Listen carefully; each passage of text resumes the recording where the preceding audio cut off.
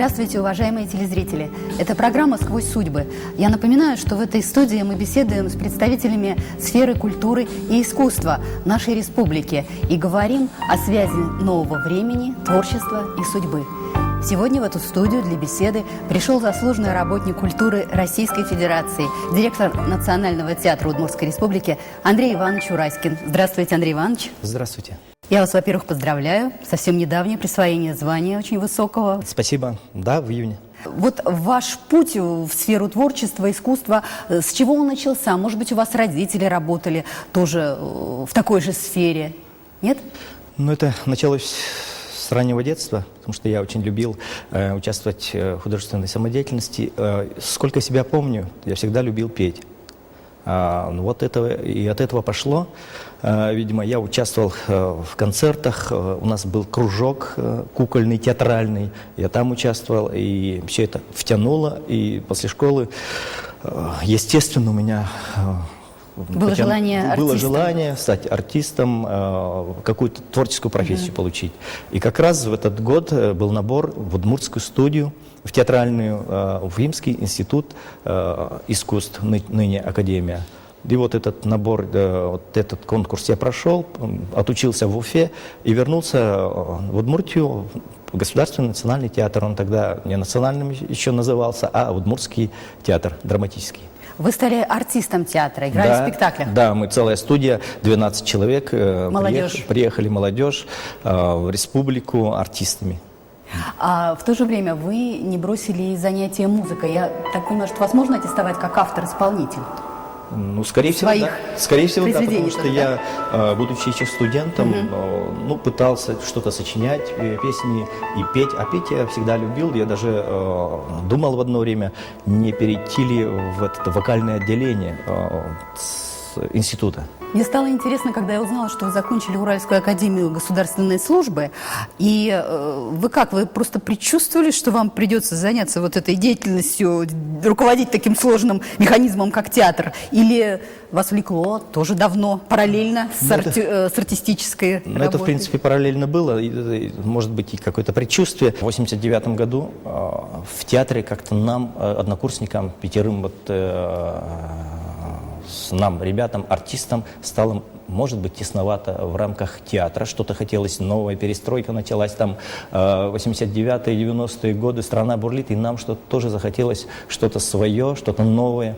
И мы откололись от театра и создали свой небольшой театр такой, мы молодежный театр называли тогда, Катанчи. И вот с этим коллективом мы работали в Государственной филармонии 15 лет. Побывали во всех регионах, почти в близлежащих регионах. У нас в Марьелов на фестивале много были, в Эстонию 2 раза ездили, в Финляндии. Вот это был большой урок вот такого и творческого, и административной работы.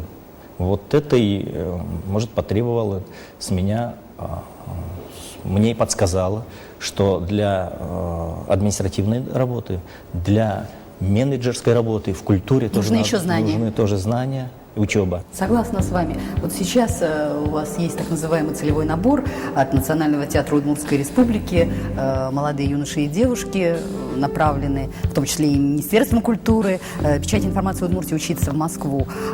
Вот другое поколение, другая поросль, как вам кажется, хватит им вот этого актерского образования? Вы же с ними общаетесь. Вот что вам в них, может быть, сейчас уже нравится, что не нравится? Они же большей частью вольются в труппу Национального театра Удмуртии. Вот это у нас уже 7-я студия. Мне очень приятно, что вот когда эту студию набирали, был очень большой конкурс.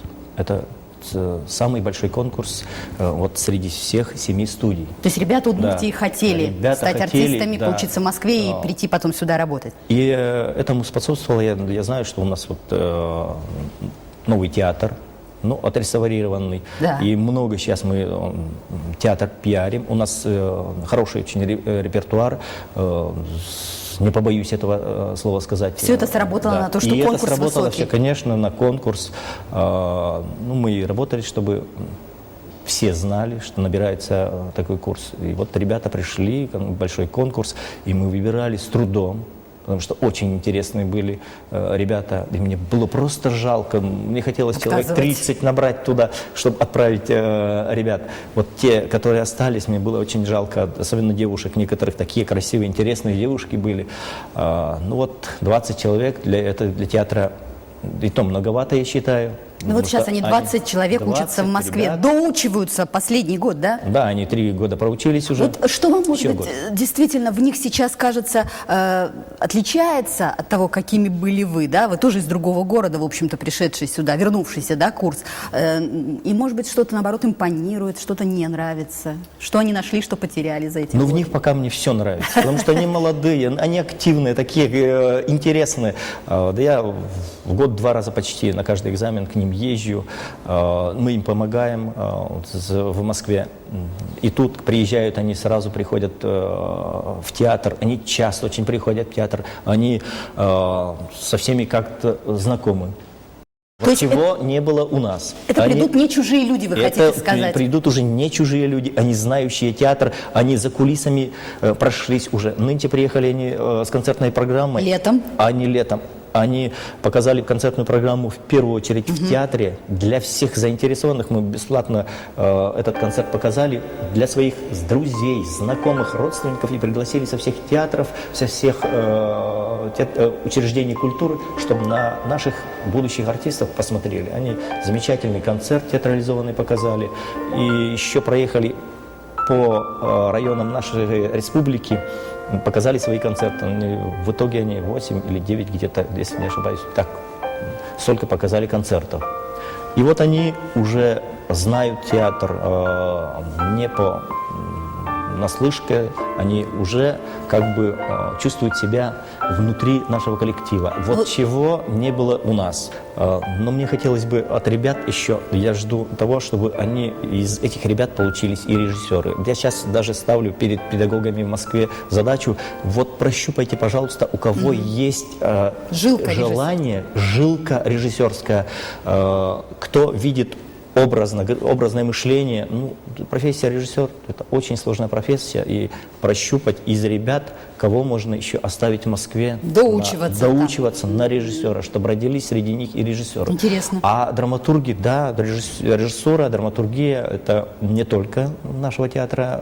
Это проблема сейчас во многих театрах, я согласна с вами. Во многих театрах и во всех российских театрах, республиках. И даже в русских театрах. Конечно. Проблема большая.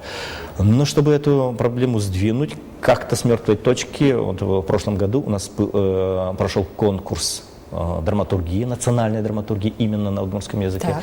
Просто конкурс успешно прошел. Мы сделали, там жюри были у нас критики, театроведы, профессионалы своего дела. И мы сделали огромную работу, провели. И там участвовало у нас 12 авторов. Много было пьес, хорошо. в принципе, нормально для республики.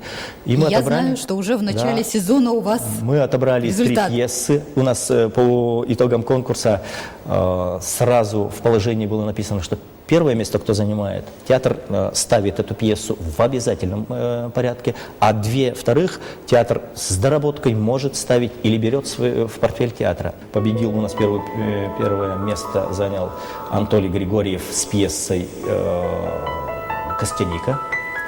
Вот эта пьеса, наверное, увидит свет где-то весной 2013 года. Уже в следующем сезоне. А сейчас мы уже вплотную работаем, труппа уже работает над пьесой, которая заняла 2 место. Это молодой автор, наверное, еще первая пьеса, уже 2 место занял. Для профессионального театра первое, но Да, он да. самодеятельный как бы автор. Ну, самодеятельный автор, он пишет рассказы, у него очень хороший язык, пьеса будет на 2 языках, пойдет у нас, Владимир Иванович Сафонов ставит эту пьесу. Кто автор? Автор Да. Павел Зорин, а пьеса называется «Художник и надежда». Вот на 2 языках. И 3 место занял наш очень известный драматург уже, председатель Союза писателей Егор Загребин. Любимая моя, любимая, вот с такой пьесой, это писалось как мюзикл, но сейчас они работают с режиссером-постановщиком Леонидом Романовым. И это, скорее всего, будет современная такая гротесковая комедия. У меня такой странный вопрос к вам. А вот кроме музыки, организаторской работы, непосредственно театральных дел бесконечных, на какое-то хобби вы выкраиваете время? Вот я знаю, что вы рыбалкой и охотой увлекались. У меня хобби есть, конечно, вот уже, знаете, все в телевидении, на радио, по-моему, знают и уже спрашивали Что вы охотник. об этом. Я и охотник, и рыбак заядлый, очень с детства этим занимался, потому что у меня и отец, и братья все были и охотниками, и рыбаками, только времени часто выходить не хватает. Но я очень люблю лыжи. После хорошего активного отдыха лучше работается, намного продуктивнее. Вот вы как считаете, какие взаимоотношения в этой паре человек и судьба? То есть кто может быть и что определяет, да, человек судьбу свою или судьба командует человеком, по-вашему? Я судьбу на первое место ставлю. Все равно я верю в Бога, я не знаю, Высшую силу. высшую силу. И что-то для нас все равно есть определенное какое-то место наше, и судьба все равно определяет человека. Но человек может повлиять на свою судьбу. Если он... Вы в это верите? Я это тоже верю, потому что, но если человек просто будет как Обломов лежать на диване и просто ждать манну небесную, ну никогда не придет это. Ты сам должен каждый день, шаг за шагом, что-то делать, двигать к своей цели, если у тебя есть хорошая цель. А цели надо ставить и большие, чтобы достичь этого.